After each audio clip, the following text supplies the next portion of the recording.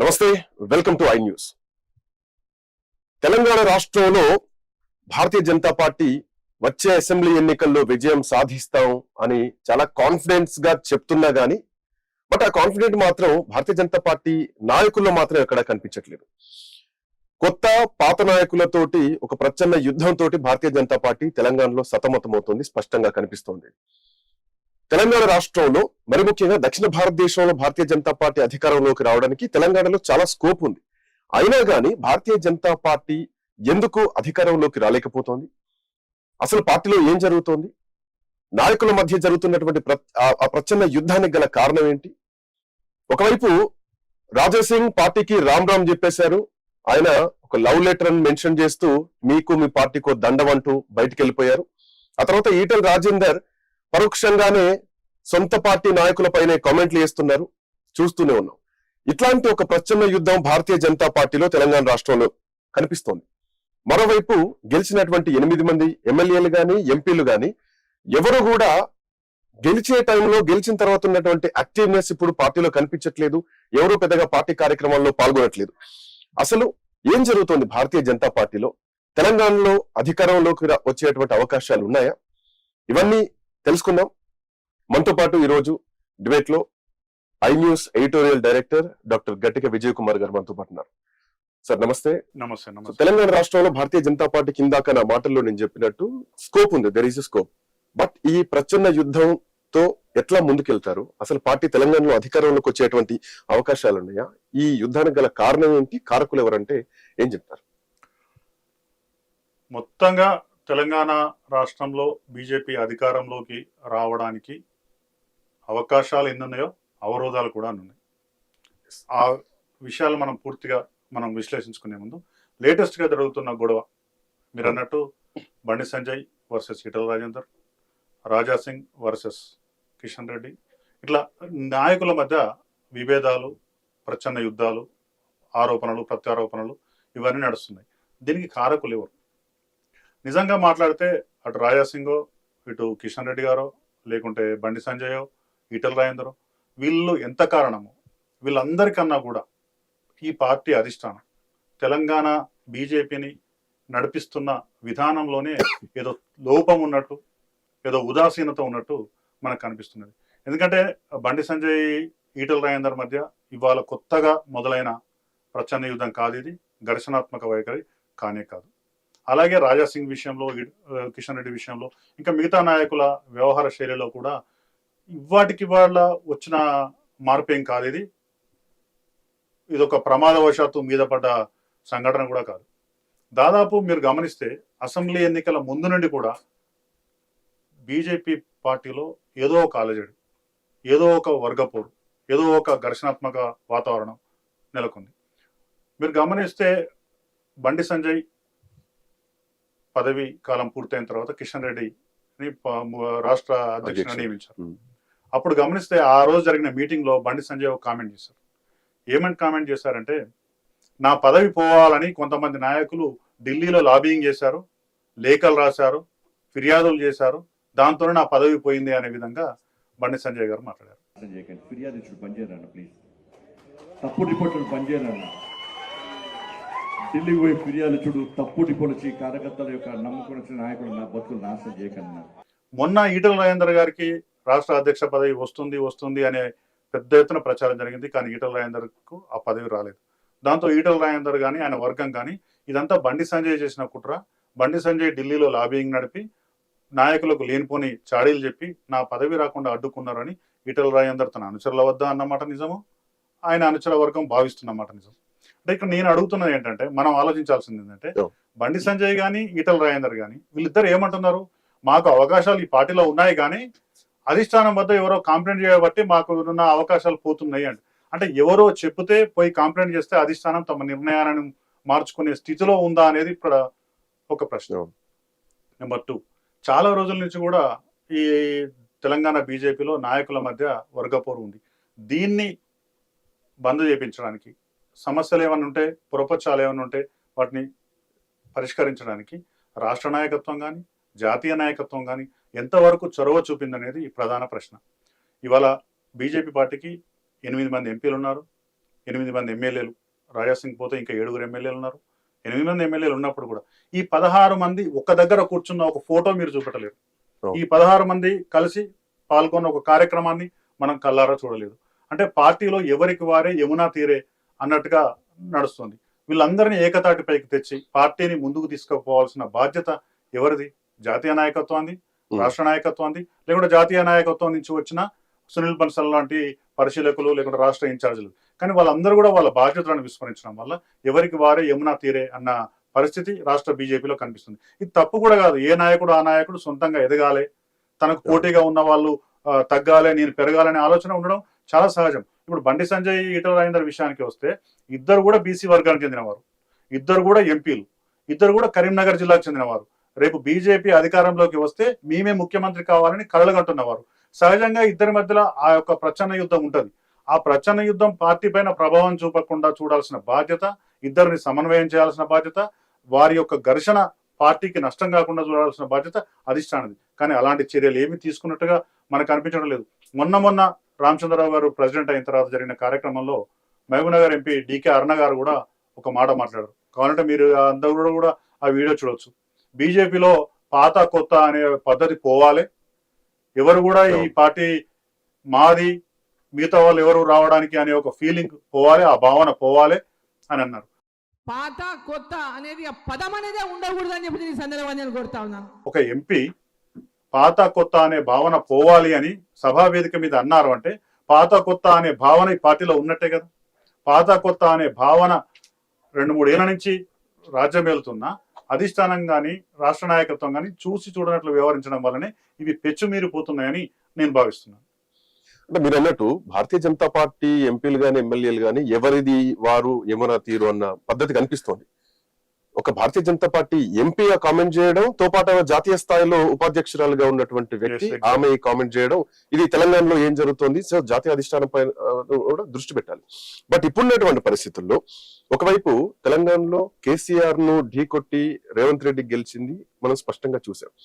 Next 10 సంవత్సరాలు నేనే ముఖ్యమంత్రి అని రేవంత్ రెడ్డి అంటున్నారు. లేదు బీఆర్ఎస్ గ్రాఫ్ నిజానికి కూడా పెరుగుతుంది, మనం చూస్తున్నాం ప్రధాన ప్రతిపక్షంగా. ఇట్లాంటి పరిస్థితుల్లో భారతీయ జనతా పార్టీకి ఉన్నటువంటి దారి ఏంటి? ఓవైపు కేసీఆర్ వర్సెస్ రేవంత్ రెడ్డి ఫైట్ నడుస్తుంది. సో భారతీయ జనతా పార్టీ ఏం చేయాలి? అసలు అంత బేస్ ఉందా తెలంగాణలో వచ్చేంత? మీరు ఒక మంచి ప్రశ్న అడిగారు శ్రీకాంత్ గారు. భారతీయ జనతా పార్టీకి తెలంగాణలో అధికారంకి వచ్చేంత బేస్ ఉందా? ఒక్కసారి భారతీయ జనతా పార్టీ గత చరిత్రను, ఇప్పటి వరకు ఆ పార్టీ ప్రస్థానాన్ని కనుక కూలంకషంగా గమనిస్తే ఆ నాయకులు ఏం చెప్తున్నా వచ్చే ఎన్నికల్లో మాదే అధికారం, ఈ మాట 1980లో ఆ రాష్ట్ర పార్టీ పుట్టినప్పటి నుండి నాయకులు చెప్తూనే ఉన్నారు. కానీ ఈ రోజు వరకు అటు ఉమ్మడి ఆంధ్రప్రదేశ్లో కానీ, ప్రత్యేక తెలంగాణలో కానీ, అటు ప్రత్యేక ఆంధ్రప్రదేశ్లో కానీ అధికారానికి మాత్రం చాలా చాలా చాలా దూరంగానే బీజేపీ ఉంటూ వస్తున్నది. వాస్తవ పరిస్థితికి బీజేపీ అనుసరిస్తున్న పంతాకు ఎక్కడో తేడా ఉంది. ఈ రాష్ట్ర ప్రజలు, ముఖ్యంగా తెలుగు ప్రజల మనోభావాలకు అనుగుణంగా పనిచేయడంలో, తెలంగాణ లేకుంటే ఆంధ్రప్రదేశ్ ప్రజల ఏజెండాను తమ ఏజెండాగా మార్చుకోవడంలో బీజేపీ ఎక్కడో విఫలమైనట్టు మనకు కనిపిస్తుంది. అంటే రాష్ట్ర నాయకత్వం అనుసరించే వ్యూహాలతో పాటు జాతీయ నాయకత్వం కూడా ఈ తెలుగు రాష్ట్రాలలో బీజేపీ విషయంలో అనుసరించిన విధానాలు ఆ పార్టీకి గొడ్డలు పెట్టుగా మారాయి. 1980 నుంచి కూడా పరిస్థితి చూసుకుంటే ప్రతిసారి కూడా జాతీయ రాజకీయాల్లో కాంగ్రెస్ కు ప్రత్యామ్నాయంగా బీజేపీ ఎదిగే క్రమంలో తెలంగాణ, ఆంధ్రప్రదేశ్, అప్పుడు ఉమ్మడి ఆంధ్రప్రదేశ్ లో బీజేపీ బలి అవుతూ వస్తున్నది. ఎట్లా అంటే 1980లో ఈ పార్టీ పుట్టిన తర్వాత ఉమ్మడి ఆంధ్రప్రదేశ్లో కావచ్చు, లేకుంటే తెలంగాణ ప్రత్యేక ఆంధ్రప్రదేశ్లలో కావచ్చు, తెలుగుదేశం పార్టీ వచ్చింది, తెలంగాణ రాష్ట్ర సమితి వచ్చింది, వైఎస్ఆర్సీపీ వచ్చింది. ఈ 3 పార్టీలు బీజేపీ తర్వాత పుట్టి అవి అధికారంలోకి రాగలిగాయి. తెలుగుదేశం పార్టీ అయితే ఉమ్మడి ఆంధ్రప్రదేశ్లో 4 సార్లు, ప్రత్యేక ఆంధ్రప్రదేశ్లో 2 సార్లు అధికారంలో రాగలిగింది. బీఆర్ఎస్ గా మారిన టీఆర్ఎస్ 2 సార్లు అధికారంలో రాగలిగింది. వైఎస్ఆర్సీపీ 1 సారి అధికారంలో రాగలిగింది. ఇలా వైఎస్ఆర్సీపీ, టీఆర్ఎస్ 2 రాష్ట్రాల్లో ప్రధాన ప్రతిపక్ష హోదాలు ఉన్నాయి. కానీ బీజేపీ మాత్రం ఇప్పటి వరకు అధికారానికి రాకపోయిన మాట అటుంచితే ఏనాడు కూడా ఒక ప్రతిపక్ష హోదా కూడా సంపాదించలేదు.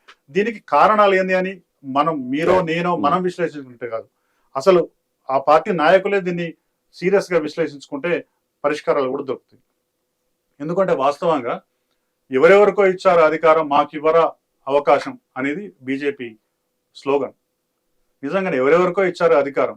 మీ బీజేపీ కూడా అవకాశం రావాలి, బీజేపీకి అవకాశం రావాలి వస్తే బాగుండు అని కేవలం బీజేపీ వాళ్ళు, ఆర్ఎస్ఎస్ వాళ్ళు, విశ్వ హిందూ పరిషత్ వాళ్ళు, బజరంగ దళ్ కార్యకర్తలు కాదు, సామాన్య ప్రజానీకానికి కూడా ఏదో ఒక సాఫ్ట్ కార్నర్ బీజేపీ పట్ల ఉంది. అది హిందూ మతం గురించి మాట్లాడుతుందని కావచ్చు, దేశం కోసం ధర్మం కోసం మాట్లాడుతుందని కావచ్చు, లేకుంటే అందరికి వచ్చిన అవకాశం వీళ్ళకు కూడా ఎందుకు రావద్దు అనే ఒక సానుభూతి కావచ్చు, వాట్ ఎవర్ ఇట్ ఈస్. మొత్తం మీద బీజేపీ కూడా ఒక అవకాశం ఇస్తే బాగుండని ప్రజల్లో ఒక భావన ఉంది. కానీ అధికారాన్ని అందించుకునే రాజకీయం బీజేపీ మొదటి నుంచి కూడా చేయట్లేదు. 1980లో ఈ పార్టీ పుట్టింది. మీకు ఒక చిన్న స్టాటిస్టిక్స్ చెప్తాను.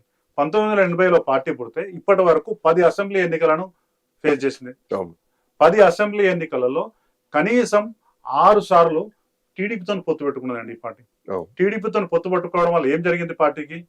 ప్రతి అసెంబ్లీ ఎన్నికలలో 5 సీట్లు 10 సీట్లు, మహా అంటే ఒక 20 సీట్లకు పోటీ చేయడం, అందులో 2, 3, 4, 5 మాక్సిమం 10 గెలవడం, మిగతా 250, 260 నియోజకవర్గాలలో పార్టీ లేకుండా పోవడం. దీనివల్ల ఏమైంది? పార్టీకి ఒక బేస్ ఓటు లేకుండా అయిపోయింది. మీకు చిన్న స్టాటిస్టిక్స్ చెప్తా. 1980లో పుట్టిన బీజేపీ 83లో మొదటిసారి అసెంబ్లీ ఎన్నికల్లో పోటీ చేసింది. అసెంబ్లీ ఎన్నికల్లో పోటీ చేసినప్పుడు కేవలం 3 మాత్రమే ఇక్కడ విజయం సాధించారు. 1983లో ఒంటరిగా పోటీ చేస్తే మొత్తం 80 స్థానాలు ఉమ్మడి ఆంధ్రప్రదేశ్లో పోటీ చేస్తే ఆ పార్టీకి 2.75% ఓట్లు వచ్చినాయి. అందులో 3 మాత్రమే గెలిచారు. ఉదయగిరి నుంచి వెంకయ్యనాయుడు గారు, షాయంపేట నుంచి చందుపట్ల జంగారెడ్డి, మలక్పేట నుంచి ఇంద్రసేనారెడ్డి. ఆ రోజు నుంచి ఈ రోజు వరకు పార్టీ ఎదగాలి. ఎందుకంటే అదే సమయంలో 1984లో దేశవ్యాప్తంగా జరిగిన మొదటి ఎన్నికల్లో, బీజేపీకి మొదటి ఎన్నికల్లో 2 స్థానాలు గెలిచిన బీజేపీ ఆ తర్వాత ఇవాళ 400 స్థానాల వరకు వచ్చి అధికారంలో కూడా వచ్చింది. కానీ ఆంధ్రప్రదేశ్, తెలంగాణ విషయాలకు వస్తే మాత్రం 3 స్థానాలతో ప్రారంభమైన ప్రస్థానం మళ్ళీ అదే 3 స్థానాలు 4 స్థానాల దగ్గరనే ఆగిపోతుంది. ఎందుకు ఇది అంటే 1983లో ఒంటరిగా పోటీ చేసిన పార్టీ ఇక ఆ తర్వాత మళ్ళీ ఒంటరి పోటీకి పోలేదు. ఎందుకంటే జాతీయ స్థాయిలో ఎన్టీ రామారావు నాయకత్వంలో వచ్చిన నేషనల్ ఫ్రంట్ కావచ్చు, చంద్రబాబు నాయుడు సమన్వయకర్తగా ఉన్న ఎన్డీఏలో కావచ్చు, బీజేపీ భాగస్వామి కావడం వల్ల ఇక్కడ ఎన్టీ రామారావు, తెలుగుదేశం పార్టీలు కాంగ్రెస్ వ్యతిరేకంగా పోరాడే క్రమంలో జాతీయ స్థాయిలో బీజేపీకి అనుకూలంగా ఉన్న కారణంగా ఇక్కడ బీజేపీ నష్టపోయింది. అంటే నరేంద్ర మోడీ గారి భాషలో చెప్పాలంటే పిల్లని చంపి తల్లిని బతికించుకున్నారు. పిల్లలాంటి ఆంధ్రప్రదేశ్లో పార్టీని చంపి తల్లి లాంటి జాతీయ స్థాయిలో వాళ్ళు బీజేపీని, వాళ్ళ అధికారాన్ని కాపాడుకోగలిగింది. ఇంతకుముందు చెప్పినట్టు 1985లో టీడీపీతో పొత్తు పెట్టుకున్నారు. అప్పుడు కేవలం బీజేపీకి వచ్చిన ఓటు 1.14%. 1989లో టీడీపీతో పొత్తు పెట్టుకొని పోటీ చేశారు. అప్పుడు పోటీ చేసిన స్థానాలు 12, గెలిచిన స్థానాలు 5, వచ్చిన ఓట్లు 1.78. 1994లో మళ్ళీ ఒకసారి ఒంటరిగా పోటీ చేసే అవకాశం వచ్చింది. కానీ వాళ్ళకు బేస్ లేదు. లేకపోవడం వల్ల కేవలం 3 మాత్రమే గెలిచారు. 3.89% మాత్రమే వచ్చాయి. అట్లే 1999లో కూడా టీడీపీతో పొత్తు పెట్టుకొని 24 స్థానాల్లో పోటీ చేస్తే అప్పుడు కూడా వచ్చిన ఓట్ల శాతం 3.67. మొత్తంగా 2004లో 6.68, 2009లో మళ్ళీ ఒంటరిగా పోటీ చేస్తే 2.84 ఓట్లు. అట్లాగే 2014లో మళ్ళీ టీడీపీతోని ఎన్డీఏ నరేంద్ర మోడీ గారి నాయకత్వంలో పోటీ చేసినప్పుడు 58 సీట్లు పోటీ చేసినప్పటికీ వాళ్ళు గెలిచినవి మాత్రం ఉమ్మడి ఆంధ్రప్రదేశ్ లో 9, తెలంగాణలోకి విషయానికి వస్తే కేవలం 5 సీట్లు. అది కూడా టీడీపీతో పొత్తు, అది ఓన్లీ హైదరాబాద్ సిటీలో. 2018లో తెలుగుదేశంతో తెగదెంపులు చేసుకున్న తర్వాత ఒంటరిగా పోటీ చేస్తే అప్పుడు కాస్త మెరుగై 6.98%కు ఓటు వచ్చింది. ఇక 2023లో మొన్న జరిగిన ఎన్నికల్లో ఇక బీజేపీ యొక్క అత్యుత్తమ పర్ఫార్మెన్స్ ఎప్పుడన్నా జరిగింది అంటే అది 2023లో మాత్రమే జరిగింది. 13.90 అంటే దాదాపు 14% ఓట్లు వచ్చి 8 స్థానాలు బీజేపీ గెలుచుకోగలిగింది. అంటే నేను ఇక్కడ ఏమంటానంటే రాజకీయ పార్టీలు, బహుళ రాజకీయ పార్టీల ప్రజాస్వామ్య వ్యవస్థ కలిగిన భారతదేశంలో 2 రకాల ఓటింగ్ ఉంటుంది. ఒకటి బేస్ ఓటు ఉంటుంది, ఇంకొకటి స్వింగ్ ఓటు ఉంటుంది. బేస్ ఓటు ఉన్న రాజకీయ పార్టీలకు ఆ సందర్భంలో, ఎన్నికలు జరిగే సందర్భంలో వాళ్ళు ఎంచుకున్న విధానం కావచ్చు, లేకుంటే ప్రత్యర్థి పార్టీలు చేసిన తప్పిదాలు కావచ్చు, లేకుంటే ప్రజలు మార్పు కోరుకోవాలనే బలమైన కాంక్ష ఉన్నప్పుడు స్వింగ్ ఓటు జత అయి గెలవడం సాధ్యమవుతుంది. కానీ బీజేపీకి 1980 నుంచి ఇప్పటి వరకు దాదాపు 45 ఏళ్ల ప్రస్థానంలో, 45 ఏళ్ల ప్రస్థానంలో ఉభయ తెలుగు రాష్ట్రాల్లో, ప్రత్యేకంగా తెలంగాణ రాష్ట్రంలో ఒక బేస్ ఓటు సంపాదించలేకపోయింది. అదే మీరు మిగతా పార్టీలు చూడండి, కాంగ్రెస్ పార్టీ కానీ, తెలుగుదేశం పార్టీ కానీ, వైఎస్ఆర్సీపీ కానీ, టీఆర్ఎస్ కానీ తాము అధికారం కోల్పోయిన సందర్భంలో కూడా 30% ఓటింగ్ తక్కువ ఎప్పుడు రాలేదు. 1994లో కాంగ్రెస్ పార్టీ చాలా దారుణంగా ఎన్టీ రామారావు గారి చేతిలో ఓడిపోయింది. కేవలం 21 స్థానాలు మాత్రమే అప్పుడు గెలిచింది. అయినప్పటికీ ఓట్లు 33% వచ్చాయి. మొన్న వైఎస్ఆర్సీపీ ఆంధ్రప్రదేశ్ లో 11 స్థానాలు మాత్రమే గెలిచింది. అయినా ఆ పార్టీకి 40% ఓట్లు వచ్చాయి. అంటే ఆ శాతం ఓట్లు బేస్ ఓట్లు. అధికారం ఉన్నా లేకపోయినా ఆ బేస్ ఓటు ఉంటే ఆ రోజున్న పరిస్థితుల్లో స్వింగ్ ఓటు 10%, 15% కలిస్తే ఆ పార్టీ అధికారంలోకి రాగలుగుతుంది. కాబట్టి బీజేపీ ఈ రాష్ట్రంలో, తెలంగాణ రాష్ట్రంలో ఒక బేస్ ఓటు సంపాదించుకోలేనంత వరకు అధికారానికి దూరంగా ఉండాల్సిన తప్పని పరిస్థితి మాత్రం ఏర్పడింది. అంటే మీరు చెప్తున్నట్టు బేస్ ఓటు ఉండాలి ఏ పార్టీకైనా, బీఆర్ఎస్ పార్టీకి, కాంగ్రెస్ పార్టీకి, ప్రతి ఒక్కరికి గతం నుంచి ఉన్నాయి కాబట్టి, వేళ్ళు ఉణకపోయారు కాబట్టి వాళ్ళ ఓటు బ్యాంక్ వాళ్ళకు ఉండాలి. భారతీయ జనతా పార్టీ తప్పిదాలు కనిపిస్తున్నాయి. సో దక్షిణ భారతదేశంలో అంత కాన్సన్ట్రేషన్ చేసుకోలేకపోతున్నారు అన్నది ఒకటైతే గనక, ఇంకోటి పార్టీ సిద్ధాంతం లేదంటే పార్టీ ఆ వ్యూహం ఏంటి అర్థం కాని పరిస్థితి తెలంగాణలో కనిపిస్తోంది. ఎవరికి వారు యమునా తీర్ అన్నది స్పష్టంగా కనిపిస్తోంది. మోరోవర్ రాజాసింగ్ విషయంలో రాజాసింగ్ బయట అంటే రాజీనామాను ఎప్పుడైతే ఆమోదించారో పరిశీలిస్తుందేమో అనుకున్నాం జాతీయ అధిష్టానం, కానీ పరిశీలించలేదు అని చెప్పేసి రాజాసింగ్ కొంత నిరాశ వ్యక్తం చేశారు కనిపించింది. మోరోవర్ అక్కడ కామారెడ్డిలో అటు పిసిసి అధ్యక్షుడిగా ఉన్నటువంటి రేవంత్ రెడ్డిని, ఇటు కేసీఆర్ ని ఏకదాటిగా ఓడగొట్టి జాతీయ స్థాయిలో ఆయన పేరు నిరూపించుకున్నాడు వెంకటరమణ రెడ్డి. ఇట్లాంటి పరిస్థితుల్లో ఎందుకు పార్టీ కాన్సన్ట్రేట్ చేయలేకపోతుంది? ఇటు ఈటల రాజేందర్ ఎందుకు ధిక్కార స్వరం వినిపిస్తున్నారు? బండి సంజయ్ ఎందుకు ఈటల రాజేందర్ నియోజకవర్గం వెళ్ళి అక్కడే ఎందుకు నాకు ఓటు బ్యాంక్ తక్కువ వచ్చింది, నన్ను ఓడించడానికి ప్రయత్నాలు చేస్తున్నారు అనేది? సో వీటికి ఈ పరిణామాలు ఎటు పోతున్నాయి? ఎట్లాంటి సంకేతాలు చూడొచ్చు భవిష్యత్తులో? రాజకీయాలలో ఒక పార్టీ గెలుస్తుంది అనుకున్నప్పుడు అందులో ఉన్న నాయకులంతా అణిగి మణిగి సర్దుకొని ఉంటారు. ఒక పార్టీ పరిస్థితి బాగలేదు అన్నప్పుడు మాత్రమే వాళ్ళలో ఉన్న నాయకులంతా కూడా ధిక్కార స్వరాన్ని వినిపిస్తారు. మీరు గమనించండి, అధికారంలో ఉన్న పార్టీ, అధికారంలోకి వస్తుంది అనుకున్న పార్టీ, లేకుంటే భవిష్యత్తు ఉంటుందనే పార్టీ, లేకుంటే ఆ పార్టీలో తమకు భవిష్యత్తు ఉంటుందని నమ్మే నాయకులు అంత ఈజీగా ధిక్కార స్వరం వినిపించారు. ఏ పార్టీల్లో అయితే నాయకులు ధిక్కార స్వరం వినిపిస్తారో ఆ పార్టీ పరిస్థితి బాగా లేనట్టు మనం అర్థం చేసుకోవాలి. ఇవాళ మనం గత ఎన్నికల్లో చూసుకుంటే అనేక మంది నాయకులు బీజేపీ పార్టీ పరిస్థితి బాగలేదని గ్రహించి చివరి క్షణంలో, చివరి నిమిషాలలో కాంగ్రెస్ పార్టీలో చేరారు. ఉదాహరణకు ఎంపీలు, మాజీ ఎంపీలు విజయశాంతి కావచ్చు, వివేక్ కావచ్చు, మాజీ ఎమ్మెల్యే రేవూరి ప్రకాష్ రెడ్డి లాంటి వాళ్ళు కావచ్చు, రాజగోపాల్ రెడ్డి లాంటి వాళ్ళు కావచ్చు, ఎన్ఎం శ్రీనివాస్ రెడ్డి లాంటి వాళ్ళు పార్టీలో ఉండలేదు. అక్కడ కాంగ్రెస్ పార్టీ అధికారంలోకి వస్తుందనే సంకేతాలు కనిపించగానే అక్కడికి జంప్ అయి వెళ్ళిపోయారు. బీజేపీ అధికారంలోకి రాదు, వీళ్ళతో ఏమి కాదు అని నిందించుకుంటూ మరీ వెళ్ళిపోయారు. అట్లనే అధికారంలోకి వస్తుంది అనే ఆశ ఉంటే కాంగ్రెస్ పార్టీ సిద్ధాంతాలను నమ్మనోళ్ళు, కాంగ్రెస్ పార్టీలో ఎన్నడూ సభ్యత్వం కూడా లేని వాళ్ళు పోయి కాంగ్రెస్ లో చేరి అక్కడ అధికారం అనుభవిస్తున్నారు. ఇవాళ పొంగులేటి శ్రీనివాసరెడ్డి గారు కావచ్చు, తుమ్మల నాగేశ్వరరావు గారు లాంటి వాళ్ళు కావచ్చు, ఇంకా చాలా మంది, జూపల్లి కృష్ణారావు లాంటి వాళ్ళు, వీళ్ళంతా చివరి నిమిషంలో కాంగ్రెస్ లో చేరారు. అంటే ఒక పార్టీ గెలుస్తుంది అనుకున్నప్పుడు భావజాలంతో సంబంధం లేకుండా, సిద్ధాంతంతో సంబంధం లేకుండా, వాళ్ళ వ్యక్తిగత అభిప్రాయాలతో సంబంధం లేకుండా వెళ్ళి పార్టీలో చేరుతారు. పార్టీ పరిస్థితి బాగా లేదు అనుకున్నప్పుడు ఉన్న వాళ్ళు కూడా ధిక్కార స్వరంపించి వెళ్ళిపోతారు. ఇది ఒక ప్రమాద సంకేతంగా బీజేపీ గమనించి పార్టీ నాయకులను కాపాడుకోవాల్సిన అవసరం దానికి ఉన్నది. లేదు అంటే ఆ పార్టీ నష్టపోక తప్పదు. బట్ తెలంగాణలో అంటే బండి సంజయ్ మధ్యలో కామెంట్ చేస్తున్నారు, వ్యక్తిగతంగా నడవది, పార్టీ పరంగానే నడుస్తూ ఉంటాయి రాజకీయాలు. సో కొంతమంది వాళ్ళ వ్యక్తిగత పలుకుబడి పెంచుకోవడానికి ప్రయత్నం చేస్తున్నారంటూ కూడా ఈటలను ఉద్దేశించి కేంద్ర మంత్రి బండి సంజయ్ మధ్యలో విమర్శలు చేశారు. మనందరికీ తెలిసిన విషయం. వ్యక్తుల కన్నా పార్టీ గొప్పదని అంటున్నారు. సో పార్టీ సిద్ధాంతంలోనే ఉండాలంటున్నారు. మోరోవర్ ఏంటంటే దేశం first, party next, remaining a last అన్నటువంటి నినాదం భారతీయ జనతా పార్టీ. ఆ సిద్ధాంతం ప్రకారం పోతుందా తెలంగాణలో? నిజంగా పార్టీ పేరుతో తెలంగాణలో అధికారంలోకి రావడం సాధ్యమేనా తెలంగాణ? ఒక్క విషయం ఇక్కడ మన అందరం కూడా అర్థం చేసుకోవాలి. పార్టీ, సంస్థ, వ్యవస్థ, దేశం, ప్రజలు ఇదంతా ఒక బ్రహ్మ పదార్థం అండి. గురజాడ అప్పారావు గారు ఏనాడో చెప్పారు, దేశం అంటే మట్టి కాదు, దేశం అంటే మనుషులు. అది దేశమైనా, పార్టీ అయినా, సంస్థ అయినా, వ్యవస్థ అయినా, ఏదైనా మనుషులందరూ కలిస్తే ఉండేదండి. పార్టీ అంటే మట్టి కాదు, పార్టీ అంటే కూడా మనుషులే. ఆ పార్టీలో ఉన్న మనుషులకే విలువ లేనప్పుడు, ఆ పార్టీలో ఉన్న నాయకుల ఇమేజ్ ని పెంచే ప్రయత్నం చేయనప్పుడు, పార్టీ మాత్రమే గొప్పది, వ్యక్తులు ఇక్కడ గొప్పవారు కాదు అనే ఒక వాదన పెద్దగా వాస్తవానికి దగ్గరగా ఉండదు. ఒకవేళ వ్యక్తులతో సంబంధం లేదు, పార్టీ దాని సిద్ధాంతాల ప్రకారమే పోదాము అనుకుంటే, ఇదే బండి సంజయ్ గారు కావచ్చు, మిగతా బీజేపీ నాయకులు కావచ్చు, నరేంద్ర మోడీ మా నాయకుడు, మాదంతా నరేంద్ర మోడీ వర్గం అని చెప్తున్నారు. బీజేపీ వర్గం అని చెప్పట్లేదు కదా. అవును.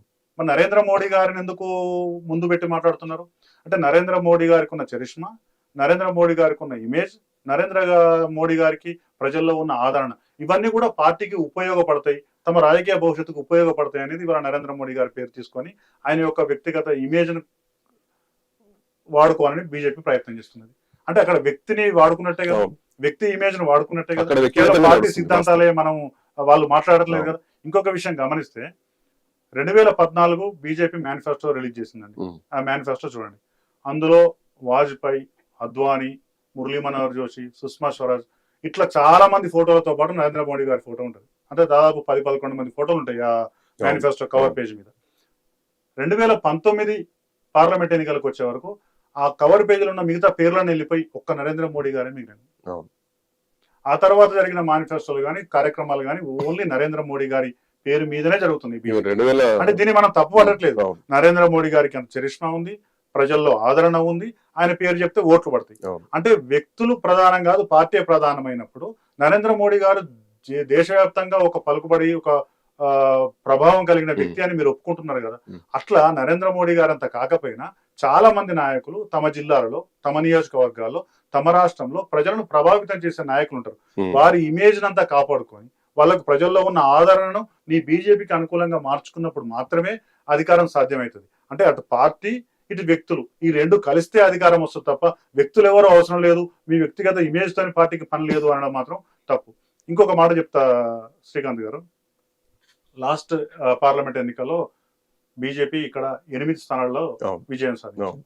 అందులో ఈటల రాజేందర్ గారు, బండి సంజయ్ గారు తప్ప మిగతా 6 బయట పార్టీల నుంచి వచ్చి పోటీ చేసిన వాళ్ళు వ్యక్తిగత ఇమేజ్ తో బీజేపీ ఓట్ బ్యాంక్, బీజేపీకి ఉన్న నరేంద్ర మోడీ గారికి ఉన్న పేరు, ఈ రెండు జత కలిస్తేనే ఎంపీ స్థానాలు గెలుచుకోగలిగిన తప్ప ఒక్క పార్టీ పేరు చెప్తానో, ఒక్క నరేంద్ర మోడీ పేరు చెప్తానో, లేకుంటే కేవలం ఆ నాయకుల ఇమేజ్ తోనో కాలే. అంటే ఒకదానికి కూడా సిగ్గు కావాలి. ఉదాహరణ చెప్తే మహబూబ్ నగర్ లో డికే అరుణ గారు కాకుండా ఇంకొక వ్యక్తి వస్తే అక్కడ బీజేపీ గెలిచేదా? కష్టం. అట్లనే నిజామాబాద్ లో కవిత లాంటి ఒక పవర్ఫుల్ కేసీఆర్ గారి కూతుర్ని ఓడించిన ధర్మపురి ఫ్యామిలీ నుంచి కాకుండా ఇంకొకరు వస్తే అక్కడ బీఆర్ఎస్ పార్టీని ఓడించడం సాధ్యమవుతుందా? రఘునందన్ రావు అనే వ్యక్తి తన వాగ్దాడితో కావచ్చు, తన రాజకీయ చాతుర్యంతో కావచ్చు, కేసీఆర్, హరీష్ రావు గారు లాంటి వాళ్ళ నియోజకవర్గాల ఉన్న మెదక్ పార్లమెంట్ స్థానాన్ని రఘునందన్ రావు గారు కాకుండా ఇంకొకరు ఎవరైతే అది గెలిచే అవకాశం ఉంటుంది. కొండా విశ్వేశ్వరరెడ్డి, కేవీ రంగారెడ్డి గారి మనవని ఇమేజ్ తో ఉన్న కొండా విశ్వేశ్వరరెడ్డి గారు కాకుండా ఇంకొక వ్యక్తి చెవెలలో పోటీ చేస్తే బీజేపీ గెలిచేదా? అంటే బీజేపీ పార్టీకి ఉన్న బలం కావచ్చు, నరేంద్ర మోడీ గారి ఇమేజ్ కావచ్చు, ఈ రెండింటితో పాటు ఈ నాయకుల వ్యక్తిగత ప్రతిష్ట, ఈ నాయకులకు వ్యక్తిగతంగా ఉన్న పేరు, వాళ్ళ ప్రజల్లో వాళ్ళకున్న పలుకుబడి, ఇవన్నీ కలిస్తేనే పార్టీ నిలబడుతుంది. ఇవాళ కూడా వ్యక్తులు అవసరం లేదు మాకు, కేవలం పార్టీ కావాలి అనుకున్నప్పుడు వ్యక్తుల యొక్క ఇమేజ్ లేకుండా, వ్యక్తుల యొక్క పరపతి లేకుండా కేవలం పార్టీ నినాదంతో ముందుకు పోలేదు. ఎందుకంటే ఇది నిరూపితమైంది. కేవలం నరేంద్ర మోడీ గారి ఇమేజ్ తోనే అయితే, ఇప్పుడు నరేంద్ర మోడీ గారి వ్యక్తిగత ఇమేజ్ తోని దేశంలో 3 సార్లు అధికారంలో రాగలిగిన, తెలంగాణలో మీరు 3 సార్లు పోటీ చేస్తే ఒక్కసారి కూడా అధికారంలోకి రాలేకపోయింది కదా. అంటే హిందుత్వ నిదానం కావచ్చు, నరేంద్ర మోడీ గారి చరిష్మా కావచ్చు, అధికారంలోకి రావడానికి ఉపయోగపడట్లేదు పూర్తి స్థాయిలో. హిందుత్వవాదము, నరేంద్ర మోడీ గారి చరిష్మా, బీజేపీ పార్టీ సిద్ధాంతాలు, ఈ మూడిటితో తెలంగాణలో ఉన్న ప్రజాదరణ గల నాయకుల తోడ్పాటు, వాళ్ళ భాగస్వామ్యం కూడా అవసరము అనే విషయాన్ని పార్టీ గుర్తిస్తే ఆ పార్టీకే మంచిది అనేది నా అభిప్రాయం. వాస్తవానికి మీరు చెప్పినట్టు దేశవ్యాప్తంగా 20కి పైగా రాష్ట్రాల్లో భారతీయ జనతా పార్టీ అధికారంలో ఉంది. 2 ఉభయ తెలుగు రాష్ట్రాల్లో అధికారంలోకి రాలేకపోవడానికి కారణాలు కూడా మీరు చాలా బాగా ఎక్స్ప్లెయిన్ చేశారు. బట్ భవిష్యత్తులో భారతీయ జనతా పార్టీ అధికారంలోకి రావాలంటే ఏం జరగాలి? భారతీయ జనతా పార్టీ అధికారంలోకి రావాలంటే ఏం జరగాలి అని మీరు ప్రశ్న వేస్తున్నారు. దానికి నన్ను సమాధానం చెప్పమంటున్నారు. ఇది ఒక జర్నలిస్టులో, లేకుంటే ఒక విశ్లేషకులో, సాధారణ ప్రజలో అనుకుంటే దీనికి పరిష్కారం దొరకదు. ఈ సమస్యను నిజంగా బీజేపీ నాయకులంతా ఒక దగ్గర కూర్చొని నిజంగా అధికారంలో రావాలంటే మనం ఏం చేయాలని చర్చించుకుంటే, నిజంగా దీనికి పరిష్కారం వెతుక్కాలనే చిత్తశుద్ధి వాళ్ళకుంటే ఖచ్చితంగా అధికారంలోకి వస్తుంది. దీనికి 2 జరగాలండి. ఒకటి, పార్టీ మారాలి. ఫస్ట్ పార్టీ పంథా మారాలి. ఎందుకంటే ఉత్తర భారతదేశంలో, మధ్య భారతదేశంలో ఉన్న రాజకీయ పరిస్థితులు తెలంగాణలో, ఆంధ్రప్రదేశ్ లాంటి రాష్ట్రాల్లో ఉండవు. అవును. దక్షిణాది రాష్ట్రాల్లో అసలే ఉండవు. తమిళనాడులో కానీ, కేరళ కానీ ఉండవు. ఉమ్. ఉత్తర భారతదేశం యొక్క స్వరూపం వేరు, స్వభావం వేరు. దక్షిణ భారతదేశ స్వరూపం వేరు. ముఖ్యంగా తెలంగాణ స్వరూపం ఇంకా ఇంకా ఇంకా ఇంకా భిన్నమైనది. తెలంగాణను పూర్తిగా అర్థం చేసుకోకుండా, తెలంగాణ ప్రజలను పూర్తిగా అర్థం చేసుకోకుండా, తెలంగాణ అవసరాలను గుర్తెరగకుండా అవును. భారతీయ జనతా పార్టీ అధికారంలోకి రాలేదు. అంటే రెండు జరగాలని చెప్పినా కదా. ఒకటి, పార్టీ తనకు తాను సంస్థాగతంగా మార్పులు చేసుకోవాలి. ఇంకోటి, తెలంగాణలో ఆ పార్టీ పంతా ఎలాగుండాలని ఒక ఆలోచన, ఒక ప్రణాళికతో ముందుకు పోవాలి.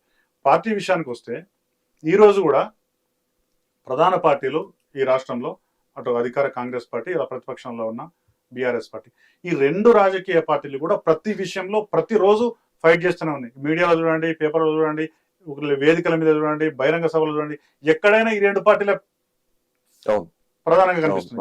మరి బీజేపీ ఎక్కడ కనిపిస్తున్నది? బీజేపీ కార్యక్రమాలు ఏంది? ఇవాళ బనకచర్ల ఇష్యూ అవుతున్నది, ఏది బీజేపీ? ఒక బీసీ రిజర్వేషన్ గొడవ అవుతున్నది, ఏది బీజేపీ అనే మాట వాళ్ళు అర్థం చేసుకోవాలి. ఇంకొక పాయింట్ కూడా మీకు చెప్తా. దాదాపు 60-70 నియోజకవర్గాలలో ఇవాళ బీజేపీకి నియోజకవర్గ ఇన్ఛార్జీలు లేరు. ఒక నియోజకవర్గ ఇన్ఛార్జీలు ఉంటే వాళ్ళు మండల ఇన్ఛార్జీలను వేసుకొని రేపు స్థానిక సంస్థల ఎన్నికలలో పోటీ పడి వాళ్ళకు బలోపేతమై పార్టీకి ఉపయోగపడతారు. నియోజకవర్గాల ఇన్ఛార్జీలనే వేసుకోకుండా, పార్టీ సంస్థాగతంగా నిర్మించుకోకుండా అధికారంలోకి రావాలనే ఒక ఆశ, ఆకాంక్ష తప్పు. First point. నెంబర్ 2 పాయింట్, ఇంతకుముందు నేను చెప్పినట్టు ఉత్తర భారతదేశం చరిత్ర వేరు, తెలంగాణ చరిత్ర వేరు.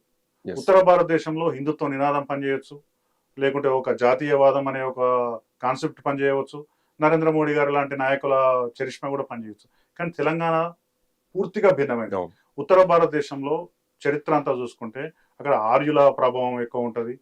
తర్వాత మొఘల్ సామ్రాజ్యం, తర్వాత బ్రిటిష్ పాలకుల ఏలుబడిలో చాలా సంవత్సరాలు అక్కడ గడిపి. కానీ ఇక్కడ చరిత్ర అట్లా కాదు. ఇక్కడ కాకతీయుల చరిత్ర, ఇక్కడ శాతవాహనుల చరిత్ర, ఇక్కడ అసఫ్జాయిల చరిత్ర, ఇక్కడ నిజాంల చరిత్ర ఉంది. అంటే వాళ్ళని పరిపాలించిన రాజులు వేరు, వీళ్ళని పరిపాలించిన రాజులు వేరు. అంతేకాకుండా ఇదొక ఉద్యమ నేల, వామపక్ష భావజాలం అనేది. ఇక్కడ నక్సలైట్ల పట్ల ఒక ప్రేమ ఉంటది, కమ్యూనిస్టుల పట్ల ఒక ప్రేమ ఉంటది. ఇలా కగార్లో నక్సలైట్ చనిపోతుంటే తెలంగాణలో ఉన్న చాలా మంది గుండె కొంచెం అదురుతుందండి, బయటికి చెప్పలేకపోయినా. అంటే ఒక వామపక్ష తీవ్రవాదం కావచ్చు, వామపక్ష భావజాలం కావచ్చు, ప్రతి ఇంట్లో ప్రతి మనిషిలో కొద్ది గొప్ప ఉంటది ఇక్కడ. అలాగే ఉద్యమ స్వభావం ఉన్న నేల ఇది. ఇక్కడ అనేక ఉద్యమాలు, తెలంగాణ సాయుధ పోరాట ఉద్యమం నడిచింది, రజాకారుల వ్యతిరేక ఉద్యమం నడిచింది, అనేక సామాజిక ఉద్యమాలు, ఎంఆర్పిఎస్ మాదిగ రిజర్వేషన్ పోరాట సమితిలో పెద్ద ఎత్తున ఉద్యమం జరిగింది, లంబాడి హక్కుల పోరాట సమితి ఆధ్వర్యంలో పెద్ద ఉద్యమం జరిగింది, తుడుం దెబ్బ ఉద్యమం జరిగింది, బీసీ ఉద్యమాలు ఇప్పటికి జరుగుతూనే ఉన్నాయి, మహిళా ఉద్యమాలు జరిగినాయి, హేతువాద ఉద్యమాలు జరిగినాయి, సింగరేణి కార్మిక ఉద్యమం జరిగింది. ఇట్లా అనేక ఉద్యమాలలో ప్రతి కుటుంబము పాల్గొన్న చరిత్ర తెలంగాణ. ఇట్లా ఉద్యమంలో పాల్గొన్న వాళ్ళందరినీ కూడా కలుపుకొని కేవలం హిందుత్వ నినాదమే పనిచేయదు. కాబట్టి ఈ ఉద్యమ స్వభావం ఉన్న తెలంగాణలో ఉద్యమ స్వభావం ఉన్న ప్రజలను కలుపుకొని పోయే ఒక స్ట్రాటజీ బీజేపీ అవలంబించాలి. అదొక పద్ధతి అయితే. నెంబర్ 2 ఏంటంటే, ఇదొక బహుజనులు ఎక్కువగా ఉన్న రాష్ట్రం. బీసీలు 50% పైగా ఉన్నారు, మైనార్టీలు 15% ఉన్నారు, ఎస్సీలు కూడా 15-16% ఉన్నారు, ఎస్టీలు ఒక 10% ఉన్నారు. అంటే దాదాపు 85% మంది ఇక్కడ బడుగు బలహీన వర్గాల వాళ్ళు. నీ ఎజెండా కూడా బడుగు బలహీన వర్గాలను ఆకట్టుకునే విధంగా, అధికారంలో వాళ్ళని భాగస్వామ్యం చేసే విధంగా ఉంటే తప్పకుండా ప్రజలు ఆదరించే అవకాశం బీజేపీకి ఉంది. అంటే తెలంగాణలో భారతీయ జనతా పార్టీ అధికారంలోకి రావడానికి చాలా అవకాశాలున్నాయి. బట్ తెలంగాణను బీజేపీ ఓన్ చేసుకోలేకపోతుంది. ఇక్కడ నాయకులు మారతలేరు. సో వాళ్ళకి ఇంటర్నల్ గా జరుగుతున్న గొడవలు ఇప్పటి వరకు మనం డిస్కస్ ఒకటే శ్రీకాంత్ గారు, ఇందులో ఇంత అవసరం లేదు. బీజేపీ పార్టీ యొక్క ఎజెండాను తెలంగాణ ప్రజలు అంత ఈజీగా రిసీవ్ చేసుకోలేరు అని ఇన్ని ఎన్నికల తర్వాత నిరూపితమైంది కదా. ఇప్పుడు బీజేపీ ఏం చేయాలంటే తెలంగాణ ప్రజల ఎజెండాను తన ఎజెండాగా మార్చుకోవాలి. ఆ పని చేస్తే తప్పకుండా బీజేపీకి రాష్ట్రంలో అధికారం సాధ్యం. చాలా సందర్భాల్లో అధికారంలోకి రావడానికి చాలా ప్రయత్నాలు చేస్తూ ఉంటుంది భారతీయ జనతా పార్టీ. ఈవెన్ అధికారం కోసం అధ్యక్షులను కూడా మనం చూసాం. అన్నమలై మార్చి నయనార్ నాగేంద్రని తీసుకొచ్చి అక్కడ పెట్టుకున్నారు. కర్ణాటకలో గెలిచేటువంటి పరిస్థితి ఉండే. సో కర్ణాటక ఇంపాక్ట్ తెలంగాణ పైన చాలా ఉండే. ఈవెన్ కాంగ్రెస్ పార్టీ అధికారంలోకి రావడానికి కర్ణాటక ఎఫెక్ట్ చెప్పడంలో ఎట్లాంటి సందేహం లేదు. ఎన్నికల ముందు బీజేపీ ఒక అస్త్రాన్ని ప్రయోగించింది, అది బీసీ ముఖ్యమంత్రి అని చెప్పేసి. సో ఇందాక మీరు చెప్పినట్టు తెలంగాణలో బడుగు బలహీన వర్గాలకు సంబంధించినటువంటి ఓటర్లు ఎక్కువ ఉంటారు. ఓటు బ్యాంక్ మొత్తం కూడా బీసీల ఓటు బ్యాంక్ చెప్పడంలో ఎట్లాంటి సందేహం లేదు. ఇప్పుడు బీసీ నినాదంతో భారతీయ జనతా పార్టీ తెలంగాణలో అధికారంలోకి వస్తుందా? బీసీలు బీజేపీ కోటేసే పరిస్థితి ఉందా? ఎందుకు ఇది అడగాల్సి వస్తుందంటే అధ్యక్షుడి విషయంలోనే బీసీలకు అన్యాయం చేసింది బీజేపీ అన్నటువంటి ఒక ముద్ర బీజేపీకి ఉంది. సో ఇప్పుడు బీసీలు బీజేపీ నమ్మే పరిస్థితి ఉందా తెలంగాణలో? వాస్తవంగా అంటే ఒక బహుజన ఎజెండా లేదంటే ఒక సామాజిక తెలంగాణ ఎజెండా బీజేపీ ముందు వేసుకున్న మాట వాస్తవం.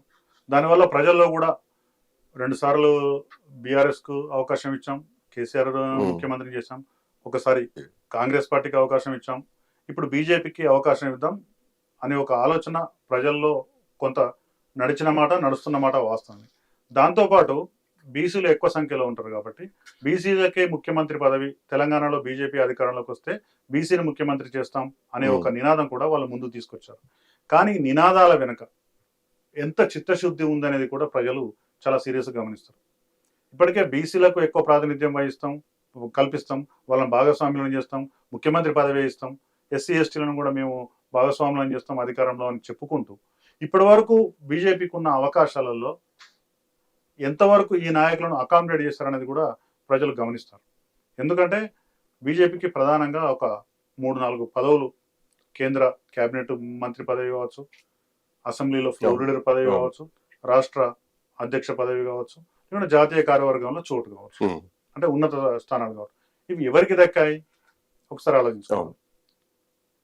కేంద్ర కేబినెట్ మంత్రి పదవి బీసీలకు రాలేదు, అసెంబ్లీలో ఫ్లోర్ లీడర్ పదవి బీసీలకు రాలేదు, రాష్ట్ర అధ్యక్ష పదవి అయినా బీసీలోకి ఇస్తారనుకుంటే అది ఇవ్వలేదు.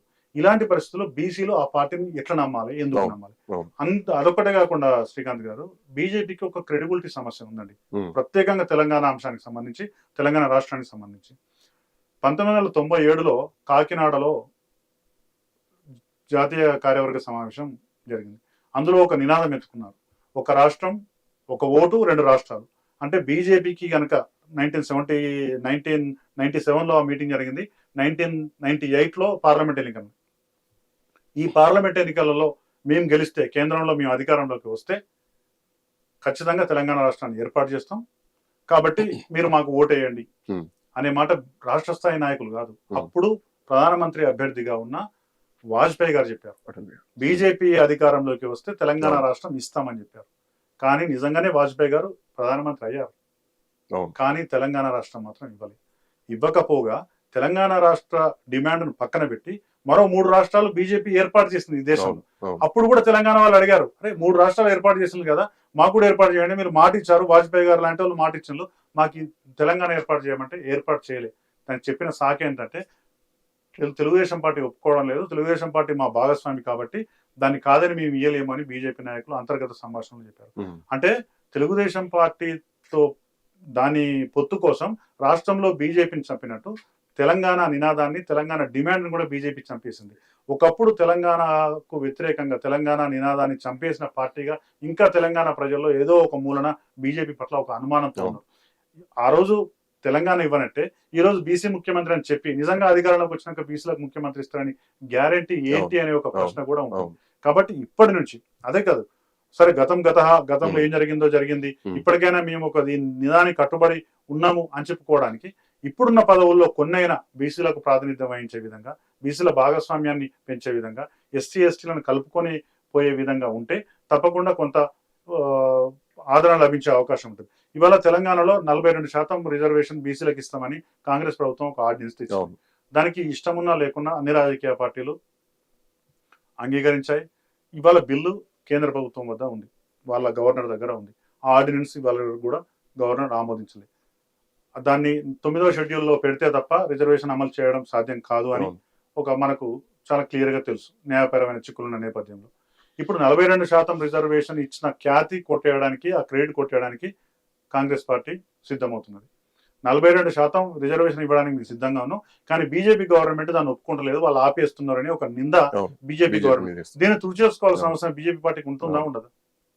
కాబట్టి బీసీలను, బడుగు బలహీన వర్గాలను ఇక్కడ కలుపుకొని పోవడంలో ఒక చిత్తశుద్ధి ప్రదర్శిస్తే మిగతా ఈ బీజేపీ పార్టీలో ఉన్న బడుగు బలహీన వర్గాల నాయకులను, అంతేకాకుండా బీజేపీలోనే ఉన్న ఒక ప్రజాదరణ ఉన్న నాయకులను, అంతేకాకుండా తెలంగాణ వ్యాప్తంగా ఉన్న అనేక శక్తులను వ్యక్తులను కలుపుకొని పోయినాడు. ఖచ్చితంగా బీజేపీ అధికారంలోకి వచ్చే అవకాశం ఉంటుంది.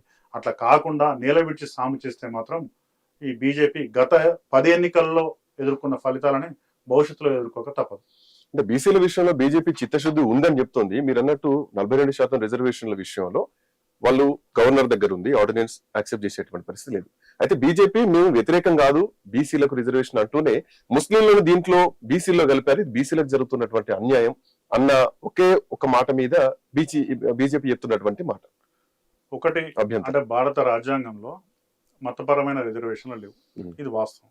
కానీ బీజేపీ ఆ మాటను పట్టుకొని ముస్లింల సాకు చూపి మెజారిటీ ప్రజలైన హిందువులకు అన్యాయం హిందువుల కులాల్లోని బీసీలకు అన్యాయం చేయడం ఎంతవరకు భావ్యమనే ఒక ప్రశ్న కూడా వస్తుంది.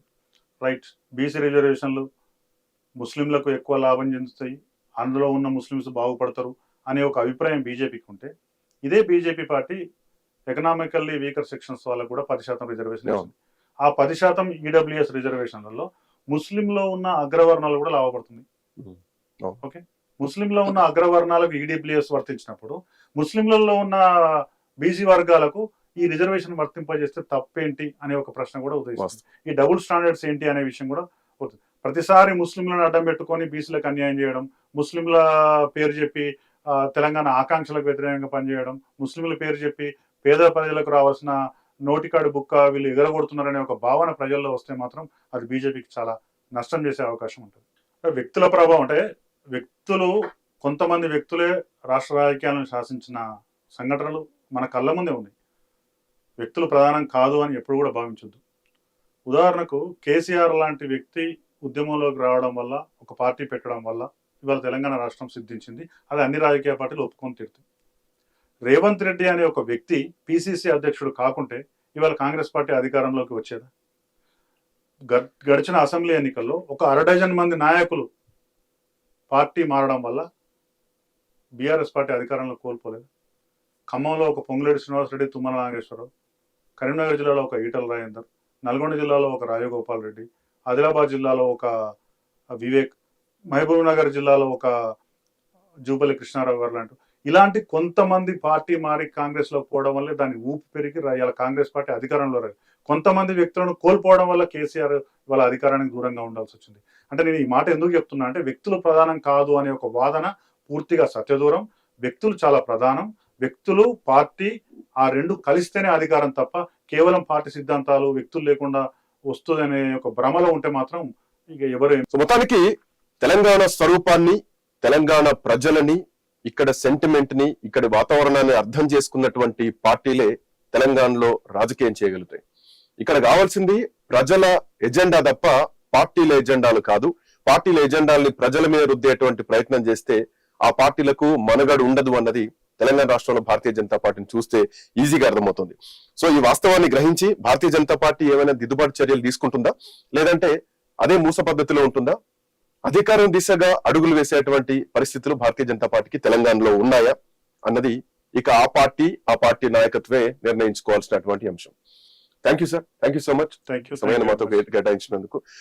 సో ఇది ఇవాల్టి హాట్ టాపిక్. మరో హాట్ టాపిక్ లో మరో విశ్లేషణతో మళ్ళీ కలుద్దాం. Keep watching I news.